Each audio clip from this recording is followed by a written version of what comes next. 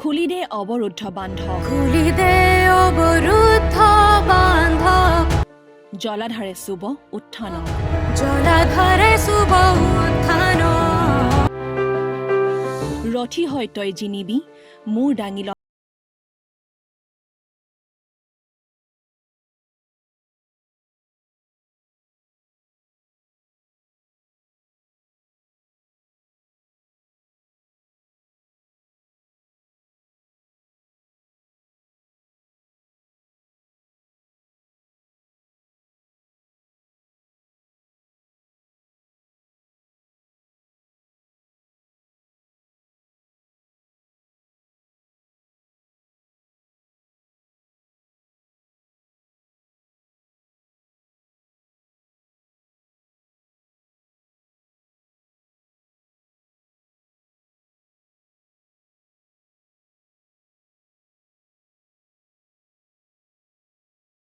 আন্তৰ্জাতিক নাৰী দিৱস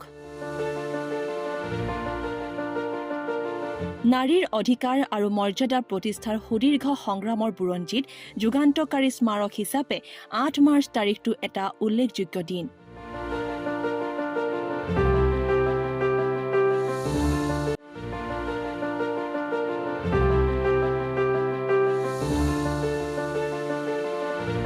সমাজ এখন সামাজিক ৰাজনৈতিক সাংস্কৃতিক আৰু অৰ্থনৈতিকভাৱে আগবাঢ়ি যাবলৈ হলে নাৰী পুৰুষ নিৰ্বিশেষে সকলো ব্যক্তি সমানে আগবাঢ়ি যোৱাটো অপৰিহাৰ্য পিছে মানৱ সভ্যতাৰ বিকাশৰ ইতিহাসত এই ধাৰাবাহিকতা ৰক্ষা কৰা দেখা নাযায়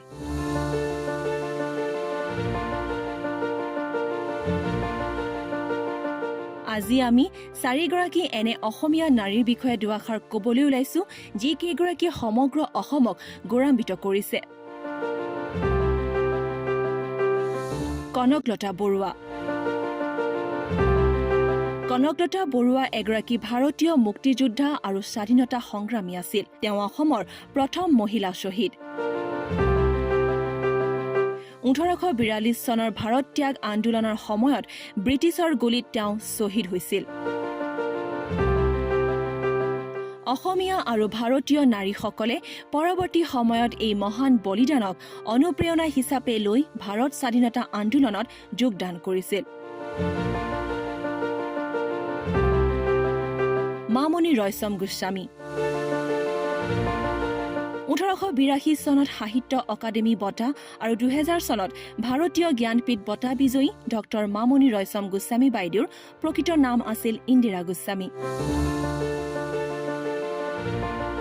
ৰামায়ণী সাহিত্যৰ গৱেষক হিচাপে মাধৱ কন্দলীৰ ৰামায়ণৰ গৱেষণাত ডক্টৰেট ডিগ্ৰী লাভ কৰিছিল ডক্টৰ গোস্বামীয়ে লাভলীনা বৰগোহাঁই লাভলীনা বৰগোহাঁই হৈছে অলিম্পিকৰ বাবে যোগ্যতা অৰ্জন কৰা প্ৰথমগৰাকী অসমীয়া মহিলা বক্সাৰ 2020 চনৰ টকিঅত অনুষ্ঠিত অলিম্পিকত তেওঁ ব্ৰঞ্জৰ পদক লাভ কৰে 2020 বৰ্ষত তেওঁক ভাৰত চৰকাৰে অৰ্জুন বঁটা আৰু 2021 বৰ্ষত মেজৰ ধ্যানচান্দ খেল ৰত্ন বঁটা প্ৰদান কৰে